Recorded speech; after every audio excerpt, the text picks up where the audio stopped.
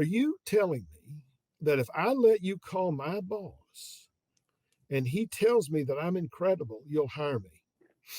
And I said, yeah, but you're not going to do that. He said, give me the phone. Let's call him right now. I said, put the phone down. You're hired. Oh, I love it.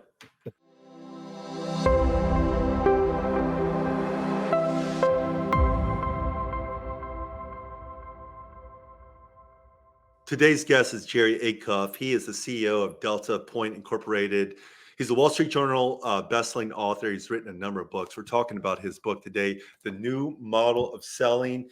And, I've been a part of large pharmaceutical companies, and it's Jerry who has often been called on as the expert to train us into insights. Jerry, great to have you on the show.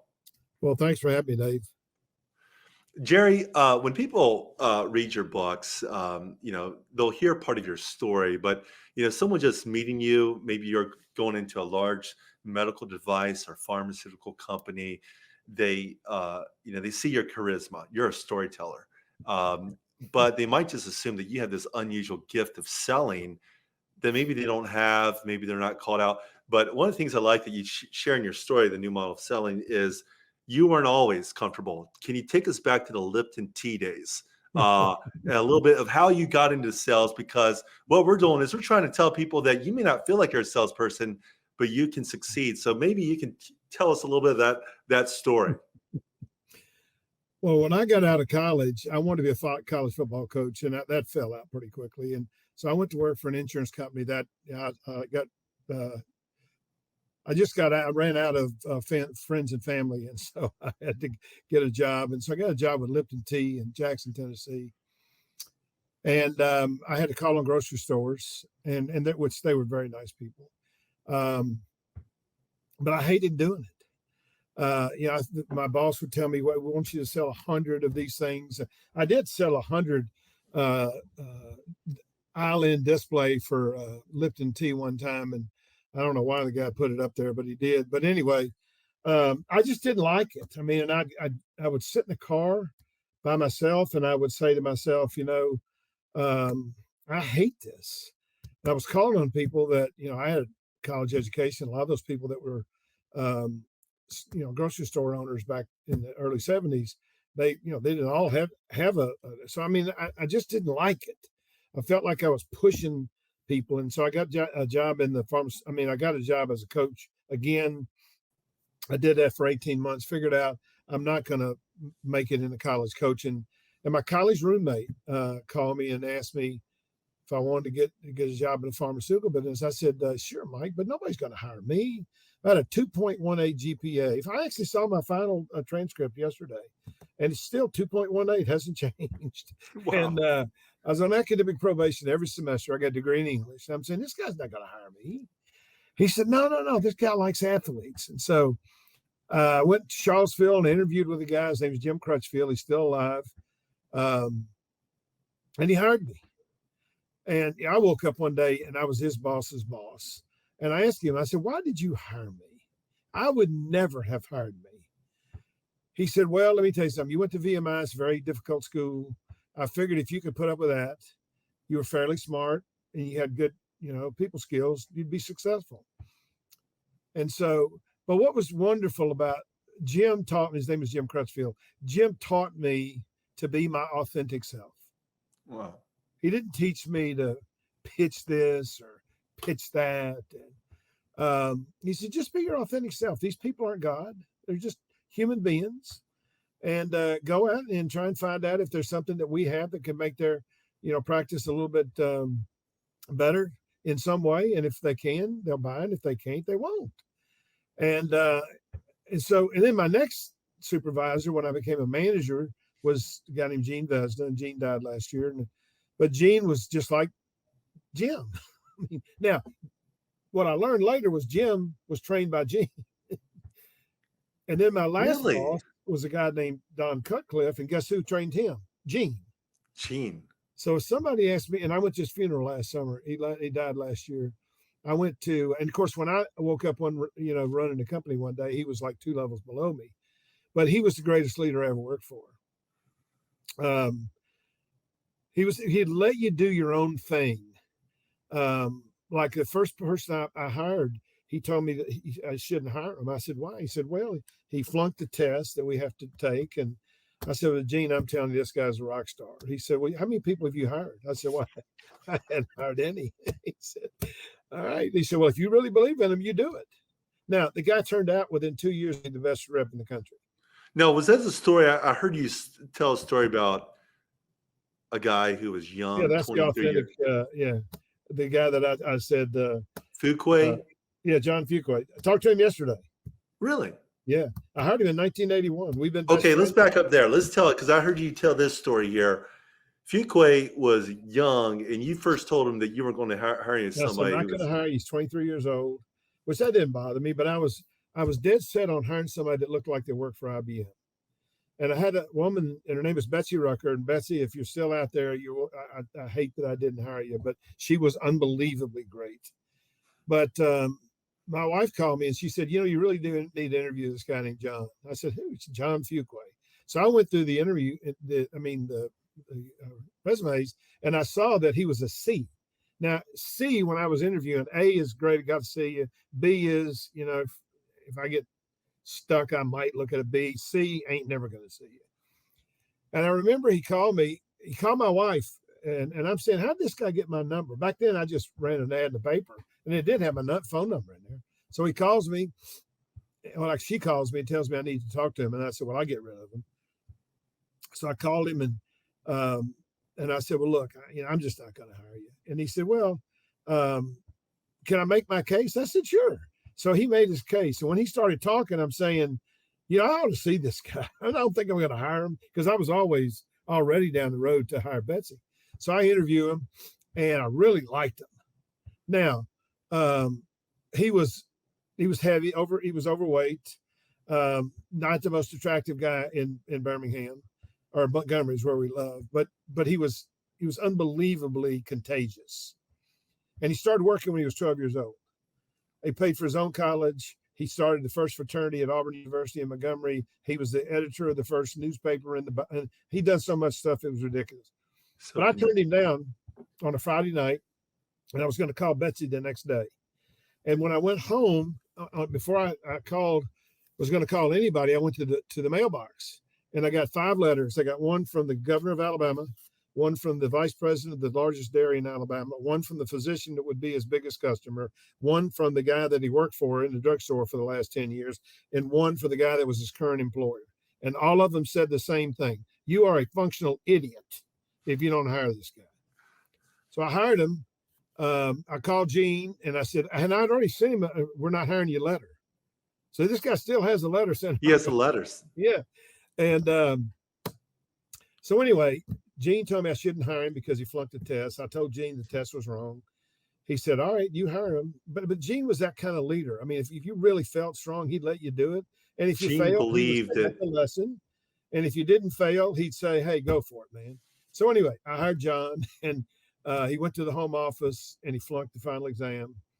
And so I called up there in New Jersey and I said, well, is he not working? He said, working? This guy's working harder than anybody. I said, well, what's going on? He said, well, he's not that smart. I said, well, I'm not either, so I'm not worried about that. So he comes home and I give him Monday off. He'd been gone for 2 weeks. And I went down to Montgomery and I said, all right, we're going to work with you. I'm going to work with you for the rest of the week.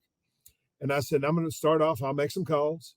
And then you can just, once you get the hang of it, you can do it. So the first call I make, we walk outside and he says, I can't do that. I said, you can't do what? He said he can't do that. I can't do it. I said, what do you mean you can't? I can't do what you just did. I said, why? And he said, it's not my style. And I said, son, you ain't got no style. I'm here to give you style. So I made, 6 or 7 calls that day. After every call, he kept saying, I can't do that. It's not my style. Next day, I can't do that. It's not my style. At the end of that day, I said, look, you need to shut up because I don't want to hear this anymore. You've made it clear to me this is not your style. I said, but sooner or later, you got to learn style. You got to learn style. We were in Selma, Alabama the next day, and I told him, I said, look, I'm going home. I never contemplated that I would hire somebody so difficult as you.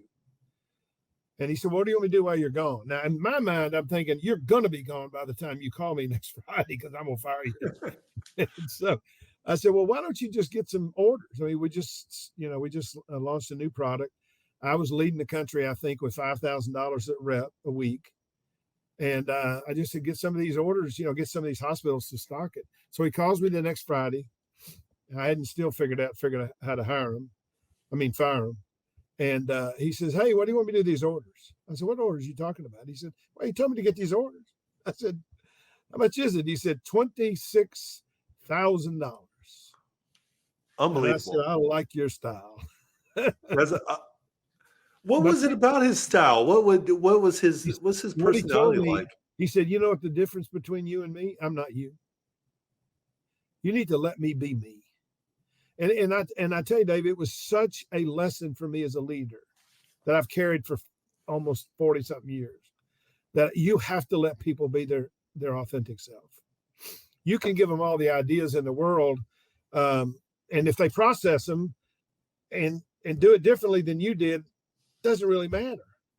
And so he taught me at a very early age that I have to let my people, he said, you're trying to make me you. I don't want to be you. I want to be my best me.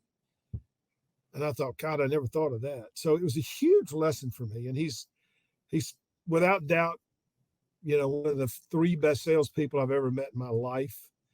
And he's What's Fuquay doing now? What does he do now? Well, he's retired, but he had about 6 years ago, he had stage 3 to be lung cancer. Oh, they gave him 8 months to live, and he's still going. And I told him when he got sick, I said, John, you beat a lot more than this, and you just keep going. So now, we'll use him every now and again on a project where we're just doing some interviews and stuff, because he knows my stuff better than anybody. But when I left, he became the boss. And within a month, he fired 3 of the people that I had working for me. I said, what are you hiring these people for? He said, they're not working. I knew they weren't working. He said, these people had you snowed. So I said, okay. He was confident in who he was. And yes. Just kind of like you, when you tell your story, you certainly had some grit to go through VMI and a football player, the discipline there, but 2.81 GPA, a coach, your style would be quite different from many other pharmaceutical, salespeople. I had great bosses. I had bosses that let me be me. I mean, what John was asking me to do is fundamentally what my boss did naturally. He let me be me. And so I learned that a long time ago. Anybody that works for me, I don't expect them to be like me. I expect them to have the same kind of drive that I do, the same kind of desire to win, the same kind of desire to help customers. But other than that, I don't care what they're like. I mean, they're all different. You've worked for a number of companies, and you climbed the ranks. Hundreds. You were VP of one of the companies that would later be acquired by Sanofi. Yeah. And so you've hired a lot of people who didn't have experience. That's when I'm talking to people, coaching them through. They want to break in, and they say, "Well, I don't have experience." Yeah. But you've hired a lot of people, right, who don't have the quote unquote. I heard almost everybody that had no experience. Now, how many people have you hired over your career? Well, I don't know. I mean, probably it just depends. I know when I was just in Birmingham, I hired 20, and I fired one of them after 3 weeks, and the rest of them, the 19, we had 550 reps, but all of those 19 were in the top 50 within 2 years. 7 of them were the number 1 rep in the country within 3 years, and 13 of those people got promoted. That's a lot of promotion. It's a lot of promotions, and one of them is, I got some of them that are real big shots. But anyway, but I always wanted people to get promotions because I felt like that was, and I tell people now that are interviewing, I mean, you should ask anybody that you're interviewing, how many people have you gotten promoted? Excellent. If they can't tell you that they have gotten anybody promoed, they probably, I don't want to work for somebody hadn't done that. So I mean, I hired 20 people there. I've hired since I started Delta Point probably another 50 or 60. I mean, when I was a manager, when I was running the company, I wasn't hiring anybody except my staff or something. But I don't know. I've hired an awful lot of people. I do a lot of people call me and ask me to help them figure out, how do you interview? And I tell people the same thing, every single one of them. I tell them all the same thing. I said, let me ask you this question. What's the very, when that person says to you, what questions do you have? What's your first question? Nobody gets this right. I said, well, here's what I'm going to tell you what your first question is. Tell me about your selection process. Now, why do I want you to know that? Because if I say, Dave, here's our selection process, all right? It's this interview's first, and the next interview is we're going to interview for about a couple of hours, and then we're going to put somebody in the field in the car. If you don't ask me for the next interview, I'll never see you again. Ask for it. Yeah, you have to ask for it. Now, what I did, and I cheated, what I do is I say, let me tell you our selection process. Because I wanted all of them to start out with the exact same issue. And anybody that asked me, you know, can I take the next step? I would always say yes. But you would not believe how many did not say, what's the, you know, can I take the next step? They wouldn't even ask. Something else that's interesting. I interviewed 1,000 people, hired 20. So your chances of getting a job with me was 1 in 50. I hired 3 people. 3 of those 19, 3 of those people hired after I turned them down. And what I found was if I turned you down and you came back at me and said, I think you made a mistake, I'm going to work for you and I'm going to stay at you until you hire me. I hired all 3 of them. So I tell people, as you want a good job, find out somebody's turned you down and go call them back. If you're call them back, reach out. If you're in sales, what do I want to know? I want to know that you'll try and sell my customers. And how would I know? Yes, and I like that. You know, I've cast for a milk toast. You're not going to do anything. I don't want you. I like the persistence there. You know, one of the biggest challenges is even myself interviewing for companies and talking to others is being ghosted. You go through several stages. I drive a couple hours. I remember one hiring manager internally with one of the companies. I drove and met her. She's like, well, I think I have a little bit of time to do a Zoom call on Friday. I'm like, well, where are you? She's like, I'm in Cleveland. Tell you what, do you have any free time? I'll drive there tomorrow. I can meet you for a short window. So I wanted to meet her face to face. She said, well, sure. So I closed. And believe it or not, Jerry, she ghosted me. Well, I soon left that company, you know, but she never even responded back. But I think what you're saying here is, and you tell these stories, it is unusual to have that persistence. You get rejected from that. Then to follow up from that is pretty amazing. And I've heard stories of that allowing that candidate to be brought back into the conversation after, receiving that note.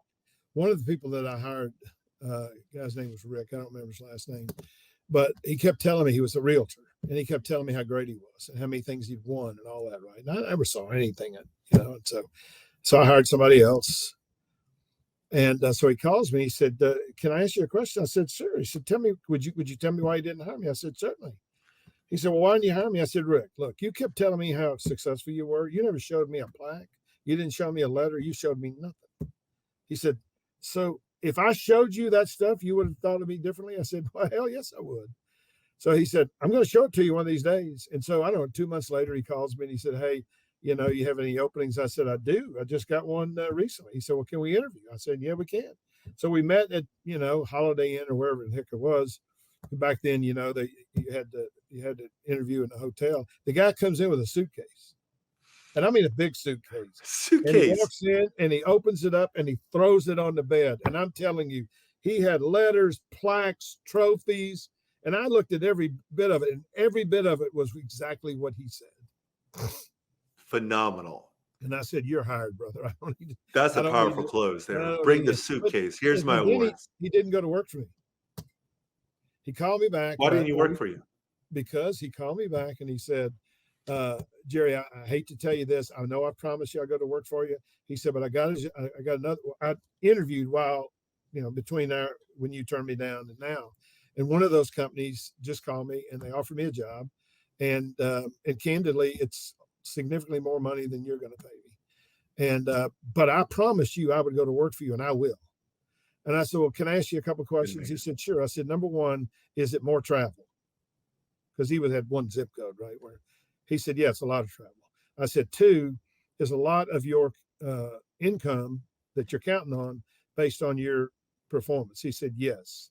And I said, then you need to go to work for the other company, because you're the kind of person who can make a boatload of money on commission and you don't care about traveling. And I said, I hate to lose you, but my advice to you is I would not force you into taking my job when I think you've got a better offer. So he was one I did not get back, but I would have hired him in a New York split. I like that. Strong character on both of your ends, for you to encourage him to take this other thing, for his character of saying, I told you this, I'll keep my word. Love the story. Okay, so the closing questions, and I think this is very helpful. One you gave us is, tell us about, your process, next steps, and then asking for that next step. What are some other powerful closes that you have seen, that you have encouraged others to do, that are, that really stand out? Yeah, well, I'll tell you a couple of things. One of them is not a close. I always tell people, look, one of the questions you have to ask is, tell me what are the 2, 3, 4 attributes of your very best salespeople. Okay.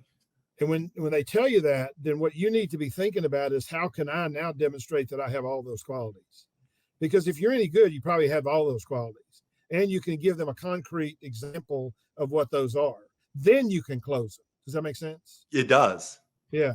And so, I'll tell you the one of the best closes I ever had. Actually, interestingly, he called me today, and John Fuqua recommended it. Oh, John Fuqua. Yeah. So I had told John, I said, look, I'm splitting your territory. I'm going to bring somebody else in Montgomery. So you find me 2 people. I want to interview 2 people. I don't want to interview 1. I want 2. So John said, okay. So I went down there, and he only had 1 person, a guy named David Snow. And I said, John, I told you to get 2 people. He said, you don't need 2 people. He said, this is your guy. And I said, okay. So I interviewed him, and we twice, just like I did everybody else. And so in the second interview, I told him, I said, look, I like you a lot, but I don't think I'm going to hire you. He said, why not? I said, well, I'll tell you why. I said, you've had 2 jobs since you got out of college. And he and John went to the same college. I said, number one, you went to work for your father's best friend who owned some kind of lawn service, right? When you got out of college. I said, I wouldn't talk to that person, because I wouldn't believe anything he had to say. I mean, he's your father's best friend, for God's sakes. And I said, and your current boss, he was at Kraft Foods. I said, your current boss, you're not going to let me call him. He said, what do you mean? I said, well, you're not going to let me call him and check his reference. He said, wait a minute. Are you telling me that if I let you call my boss and he tells me that I'm incredible, you'll hire me? And I said, yeah, but you're not going to do that. He said, give me the phone. Let's call him right now. I said, put the phone down. You're hired. Oh, I love it. I love the confidence in that, willing to take the risk and say, hey, why don't you talk to my manager right now? Yeah. And now, he was the president of a big drug company in China. And he calls me chief.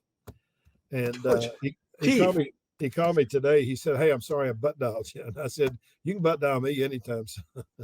Chief. But I was the head of our district, and we had a great team, and he's a major part of it. So as John was, but so I hired him because he said, let's call him right now. And I said, this guy's got guts, man. Because if he says that, that guy's going to say he's a rock star. Yes, that's a lot of confidence putting it out there. I know his former Kraft manager missed him, but way to go. One thing I like that you do is just a lot of practical tips in your book, The New Model of Selling. And one of those that you've used before, I think this applies to medical device, pharma reps. You're waiting. You talk about mystery, surprise, and curiosity. Because the doctors are often saying, only got a minute. Right. Yeah. And you can there's ways to create mystery and surprise. Can you tell us a little bit about that? Well, there's 2 concepts. Mystery, surprise, and curiosity is a thing I got from a book called Made to Stick by Chip and Dan Heath. And basically what they say is, if you use mystery, surprise, and curiosity, people want to know more. I mean, all of us as human beings have a need to sort of complete the circle, you know? And so if I say something to you, so like I used to walk into a doctor's office and I would say, can I do something different today? Now, how many sales reps do you think say that every day? The answer is nobody. Very And they'll few. say, well, what do you want to do? And I said, well, today I don't want to sell you anything. Now, that's what now, one guy wrote a book called Hook Point. And he says he calls it pattern interruption that makes the customer want to learn more. So the customer says, well, what do you want to do? And I'd say, well, today, rather than sell you something. Now, why do I say rather than sell you something? Because I'm trying to remove sales resistance. The reason the doctor says you got 2 minutes is because they know that you'll get rid of them. I mean, they'll get rid of you. And so I'm like, I don't want you to get rid of me. I want to say, look, I want to have a conversation with you, but I want to try and find out, how do physicians like you typically decide how to think about these products when you got so many choices? And they'd say, well, that depends. And I said, well, give me an example. And they say, well, let's say you got somebody at the nursing station. You're trying to decide which antibiotic to put them on. You have no idea what the pathogen is. How do you typically then decide what to use? And then they'll say, one of them And that's very specific. It's how do physicians like you? Right. Because if you say, how do you, Right. the answer you're going to get is, it depends, which is a lousy answer, or I don't know. But if I say, how do physicians like you, they're going to answer that question. How do you, and then I don't say use, I always say choose, because it's always a choice. And so what I believe is, and I don't know how many people think this, but I do, you can't change what somebody thinks until you know what they think. And if you think about the average salesperson, they don't really know what the customer thinks because they're not asking them the right questions. What they're doing, I actually called a congressman today. And I said, you need to get me in touch with you, and I will tell you how to get people to remember what the hell you're saying. When you tell people something, they do not remember it. When you ask them a question and then tell them, I guarantee you that the likelihood that they're going to forget that is far different than if you actually say, what I usually say to people is I say, how much in detail do you know about this product? Now I say, how much in detail? Yeah. And they say, well, I don't know that much about it. My next question is, do you want to know? Do you want to know? Excellent follow-up. And they go, yeah. And I said, well, curiosity, how did that congressman respond? Well, I talked to his office and I just said, you need to get him to call me, because I'm going to tell you, the way your politicians are talking to the American public, they're not going to remember any of it, and you're going to get your butt kicked. I said, look, I said, you have to, I'll give you a simple example. And this is a political, I'm just going to sort of tell you what I feel, but they keep talking about this bipartisan thing, where they could get this stuff at the border. Yes. What do you think, how would you define bipartisan? It's a good question. Well, they would define it probably as like trying to get both sides involved in collaborating. How many people were into that thing that were Republicans? The answer is 5. Right. How many senators are there that are Republican? 47. 47. And you're telling me that 5 out of 47 you call bipartisan? I don't think so, Homer. Yeah. I mean, the reality is you need to define what is a true bipartisan thing, yes. Right? And so you made this look like, it was blown up because everybody thought it was awful. The truth is, it is awful. If you look at it, it's basically codified a completely new definition of bringing in 1.8 million, undocumented people every single year. And I think presidents, and I don't think it much matters which one you talk about, are not real good at telling the truth. So this one guy says he's going to, not going to let any more than 5,000 people in, but he's got 3 years of proving that wrong every single time. So I don't know that I believe that. I'd rather have something that was more concrete. And if I were them, I would start talking about it that way. I wouldn't be degrading anybody. I would just get people to understand. See, the reality is, a lot of the times when we're talking to people, we want to make sure that We don't sound biased. So when I say I don't want to sell you anything, and I'm not biased, and if I'm trying to sell you anything, I say our product's not for everybody. And I don't And I give a love damn. that there. And I Yeah, I think don't care this, whether it's a motorcycle or whether it's a drug. It's not right. for everybody. The And I question think is, especially in when you get into oncology and specialty pharmaceutical, it was a mind shift for me to go into.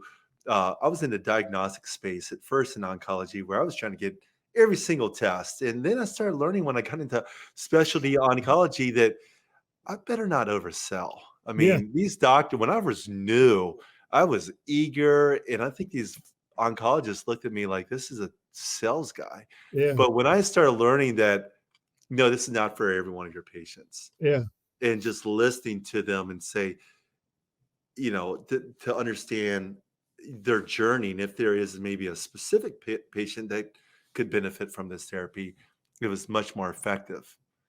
yeah. I always used to say the same thing you just said. I said, look, this product's not for everybody. And then I always pivot. That's not the question. The question here is, who are the patients that would specifically benefit from the unique attributes of this product? That's the conversation I want to have with you. And anybody that's not fitting in that conversation is a complete waste of our time. But what happens is we sound like salespeople. Yes. Um, and I just have learned over my years that when you sound like a salesperson, they immediately I mean, this is why they say you got 2 minutes, because they don't want to. Now the other thing I teach people is that if I'm trying to build a relationship with somebody, oftentimes I'll do that after I make the call. So here's what I'll do. So I'll go in and I'll try and say, look, can't say, we don't want to sell you anything, yada, yada, yada. And then I'll ask them, I say, how do you typically do this? How do physicians like you typically do it? And they tell me. And then when I get ready to leave, I say, well, the next time I come, I'll either tell you or my rep will tell you why you listen to this. Might want to think about this product a little more often than maybe you have before. I Now, like see, it. what we've done is in the industry, we have created the impression that we want all their business, when really we don't. I mean, if you take almost all of the top products in the world, regardless of whether it's the cancer drug that Merck's got, or Keytruda, or it's the other one from Abdi. I mean, what's the one they got from BMS? I mean, that's a wonderful product. Mhm. Um, but all those products have a 30 or 40 share. So they're not for everybody. So I try and get people to say, look, they're not for everybody. The real question is, who are the patients that would benefit most from this? And that's a conversation I'd like to have. The other thing is I like to use the word conversation, because otherwise the customer doesn't believe they have to talk. Now, when I get finished, I'll usually say this, if I don't know them very well and I've looked around and I've gotten some idea. And if I don't have an idea, I really don't care. I'll say, can I ask you a personal question before I go? They'll all say yes. And I'll say, Yes. what made you want to be an oncologist? Wow, that's good. Or I say, what made you want to move to Birmingham? And I'm telling you, they're dying to tell you. I It's asked a this guy. I said, personal. this guy was a Cuban American doctor, really nice guy. We were in Miami, and the rep, she begged for 2 minutes. She gave him what I call the machine gun approach, which means he didn't learn anything. And so when he got ready to leave, I said, say, Doc, can I ask you a personal question? Oh, yeah, sure. I said, are you from Philadelphia? Now we're in Miami. He said, how do you know I'm from Philly? And I said, well, there's a picture of you right over there in Veterans Stadium. I can't imagine Like it. you'd let anybody take that if you weren't from Philly. He talked to me for 20 minutes. 20 minutes. And he talked to me. He told me that he went to Temple. He went to undergrad at Temple. He did his training at Temple. He moved down here. His son is a baseball savant. He gave me 3 names of baseball players that were his customers. He told me his wife was from Ohio. He told me 12 things the rep did not know. I love it because you took And an interest in him. You yes, noticed it. You became a great noticer. yeah. You noticed the picture. And are you from Philadelphia? Jerry, excellent. For our listeners, as we finish this up, where should they buy your book, The New Amazon, Model of the Selling? Barnes and Noble, any of those places. Any of those places, Barnes and Noble, Yeah, any bookstore is yeah. sold.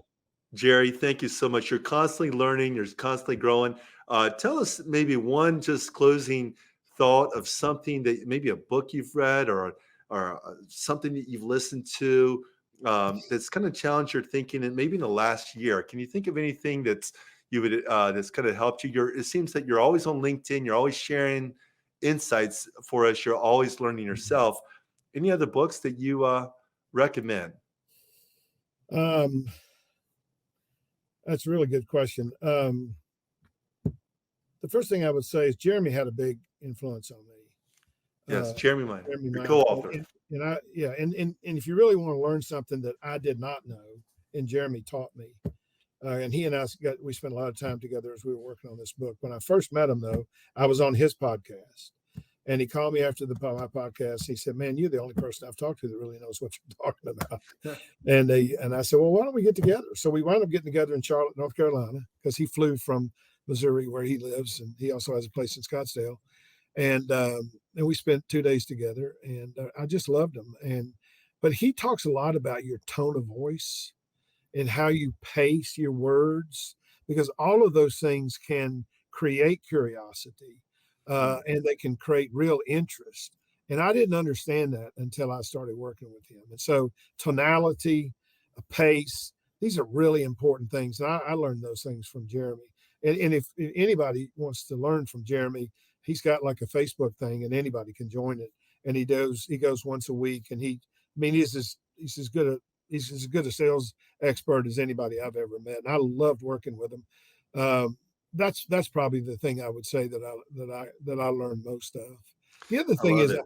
I learned that we have a deficit in my mind for sales leaders that are working in companies, especially companies non-pharma that have people who own it or CEOs, but they have no sales experience.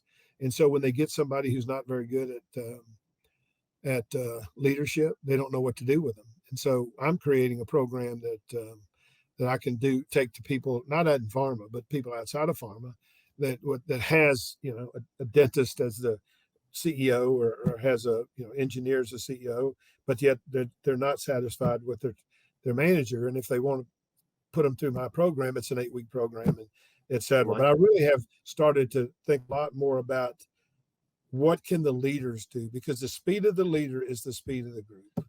And I if you like got it. a Speed of lousy leaders, speed of the manager, team. you're not going to be that good. But you got a great manager. I mean, I had the best 3 bosses in the history of the world, and I would be nowhere if it weren't for those 3 people. And I will also tell you, my administrative assistant, Annette Moran, uh, she was as important in my career as anybody. Mm. She knew everybody in the home office. Uh, she always wanted to work for a VP, and I was the first one that ever made it to that level. And but she's a leader. If there was ever a great leader in this world, because leadership is not a title, it's a set of behaviors.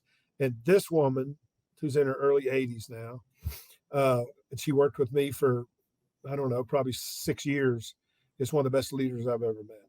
And she was my administrative assistant. I like that. A leader is not just a title; it's a set of No, a behaviors, set of behaviors. and And this she woman had it. had them. I called her. Jerry, I was on radio one night in New York. I said, Annette, you need to listen to the radio tonight, because I'm going to be talking about you. She said, what are you talking about me about? I said, I'm going to talk about what a great leader you are. You're kidding. I said, no, I'm not kidding. this So is. anyway. I like that, Jerry. Thank you so much. All right, Great brother. to have you on the podcast. All right. Thanks, buddy.